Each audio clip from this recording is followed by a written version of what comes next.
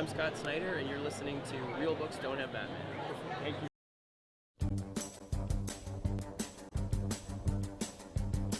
All right, hey guys, I'm Frank Duran with Real Books Don't Have Batman podcast, and I am live at Boston Comic-Con. We have been here for the past 2 days, and it's been amazing. I mean, like, so many great interviews that we have coming towards you. I talked to Brian Azzarello, talked to Yale Stewart.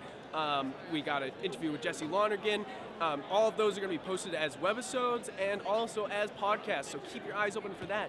But right now, I am uploading a panel, a secret panel from Boston Comic-Con, where it was just Scott Snyder talking to a whole Batman fans, and it was only 150 people. So this is extremely exclusive, talking about Year Zero.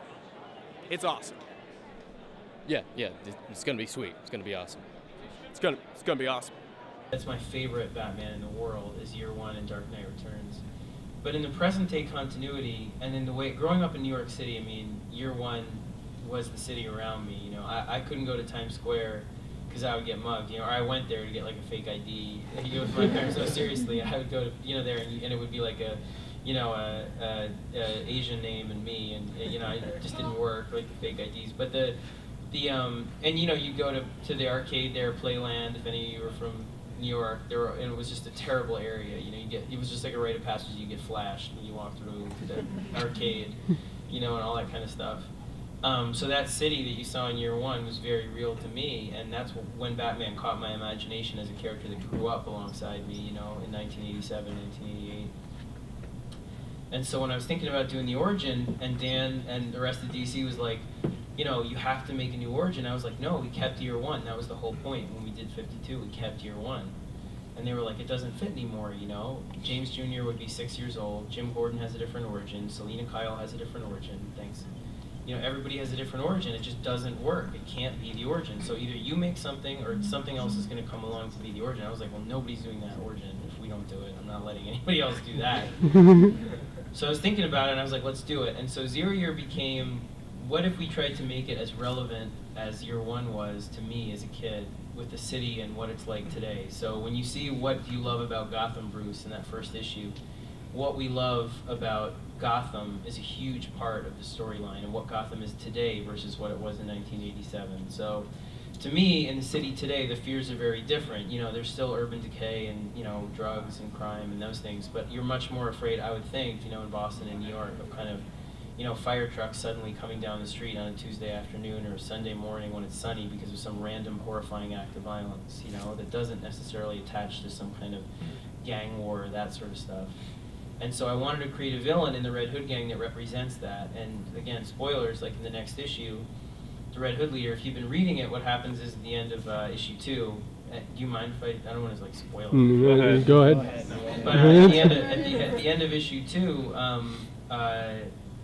the Red Hood gang is this gang that's terrorizing Gotham in that way, where they seem to just have no sense to what they do. They're just randomly violent, and the leader of the Red Hood gang basically it gets people to join the gang by blackmailing them, and there's no rhyme or reason to who he blackmails. He'll come and say, I have footage of you doing this, or I'll kill you unless you join the gang. It'll be school teachers, women, men, anybody, and there's no logic to it. And what happens is at the end of issue 2, he blows up Bruce's base in Crime Alley.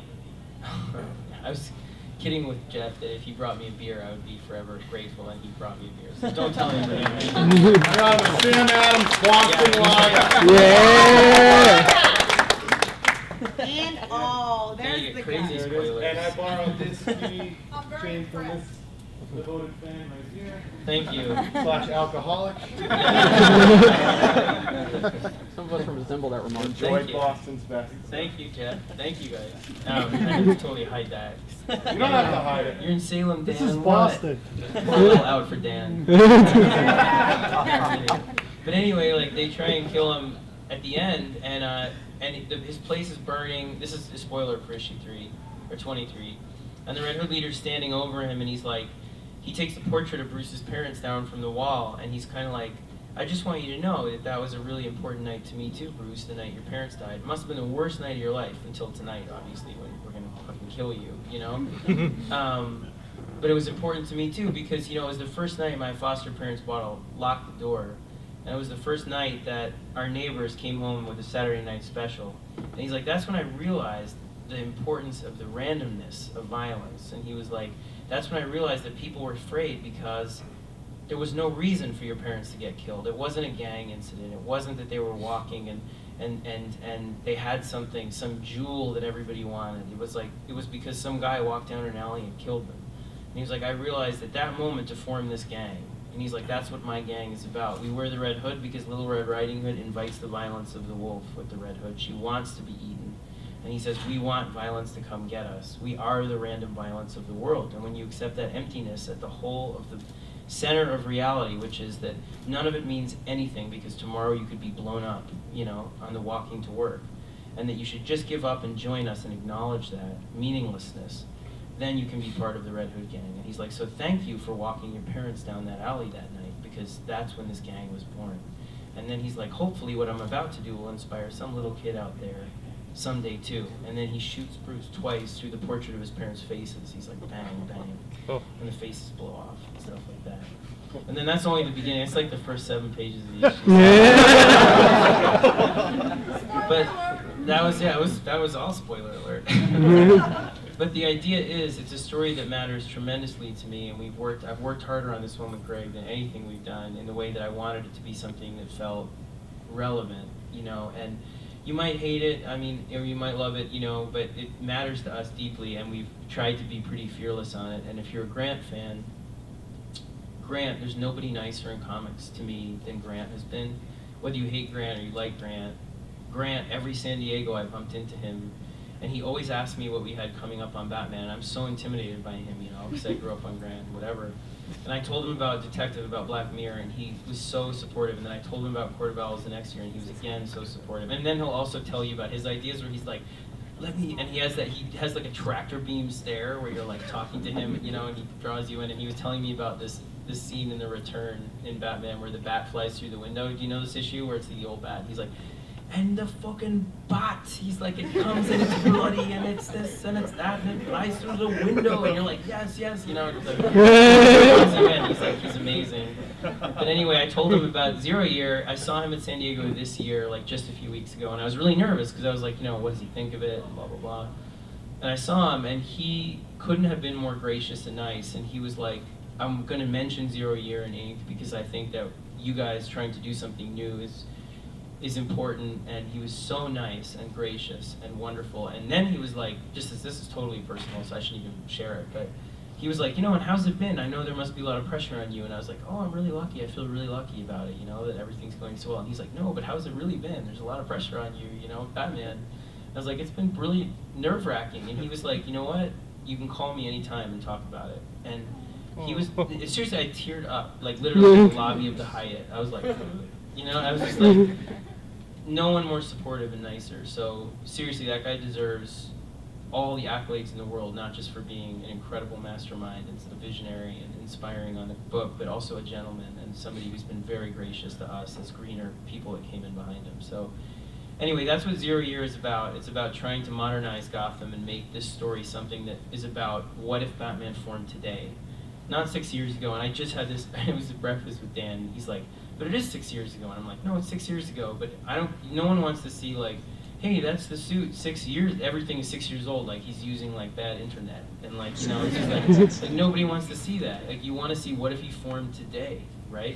What his hair, wait till you see his haircut, dude, it's crazy, I can't even get into it. But like, his suit is different, it's modern. His Batmobile is modern, it's like a hot rod, it's badass with yellow details and like huge tires. And we wanted to feel like, what if Batman was made today to fight against this guy who's basically saying, everything is meaningless and you mean nothing and your lives mean nothing and all there is the random chaos of violence.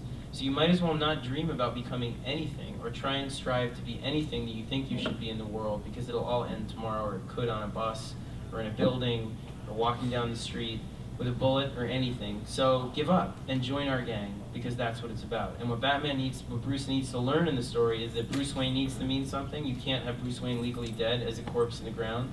And you can't fight as a vigilante from a nameless space. You need to inspire people. You need to be both. You need to have your vigilante side mean something and matter, and you need to mean something and matter as a person, as a legacy to your parents. Your father was a damn doctor in a city hospital when he could have been a billionaire and nobody. But he went in there and helped people that needed it, who were shot, gang members and everything, every day, because he cared about making an example of himself to make the city better. And you needed to get your hands dirty. And your mother set up schools and orphanages because she tried to engage. And so for you to just be like a drunk playboy and pretend that that's a mask, that doesn't work for me as a writer anymore, that idea. Bruce Wayne needs to matter.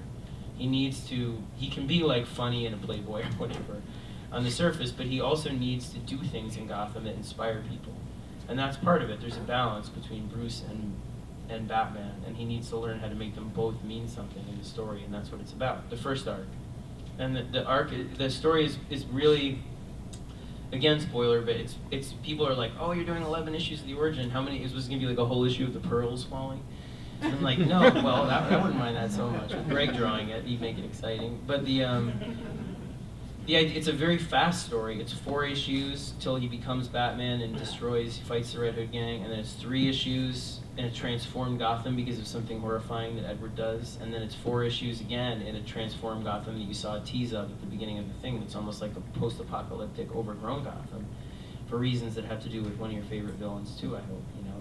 So in that way, it's really meant to be a giant 3-chapter, high-octane, bombastic, irreverent punk rock Batman origin that's colorful and bright and zany, but beneath the surface has all of the work that we try and do on our more obviously literary stories. Like Joker has all of these allusions in it on the surface, you know, to Peter Pan and to Frankenstein and to even something like Hamlet. I mean, when they stay on, as corny as that sounds, but the two of Bullock and Gordon talking on the roof at the beginning with the ghost of the Joker kind of haunting the scene is supposed to be that. So there are all those kind of references on the surface of that story, and with this one, the fun was to flip it so that all the notes that I usually put underneath the bass notes in a song, like for example, are on the surface. So you see these big symbols in it. You see the red thread, which harkens back to this folklore about the red thread of fate. You know, that there's a folktale about that when you're born, a red thread connects you to the person that you're going to love one day, and the red thread connects Bruce to Batman in the story. And the witch's eye that gets lowered into the cave that tells the future for the Gorgons, and the Gorgons mean something in ink as well. Now, all of those things are in there, you know, all of those things are meant to be there, but I'm trying to make it fun and crazy on the surface and over the top, so that when you see those things and they come in loud in the story, it's a very different way for me to write. So I hope you see that me and Greg and FCO and Danny on the art team and the writing team are trying to invert the way we normally tell a Batman story. Like, it's supposed to be 180 degrees from year one, but also from Joker. It's meant to be a totally, like, to show you, I don't use any narration. It's fast intercut stuff and bright and colorful and purples and yellows and all that stuff. So it's meant to be a story that's supposed to be the origin for a different generation, you know? We can't touch the hem of year one. That's a masterpiece that nobody can ever top, period. It just is what it is. But that doesn't mean you should never try and do an origin that I think that would be exciting for now, that makes it modern for now. It doesn't mean it would be as good, maybe it would be, you know, much worse, but we're doing our very best to give you something special that you guys can be proud of or be excited by. Honestly, we're trying, like, harder than, I mean, I can't try any harder, you know what I mean, and neither can Greg or FCO, to give you something, hopefully, that you're going to be really happy with, and I'm really happy with it, you know, and there are a lot of surprises coming between the Riddler and the villains in the second half, and the second section, and then in the third section, which are all really fun. So that's my whole spiel about Zero Year off the top of my head.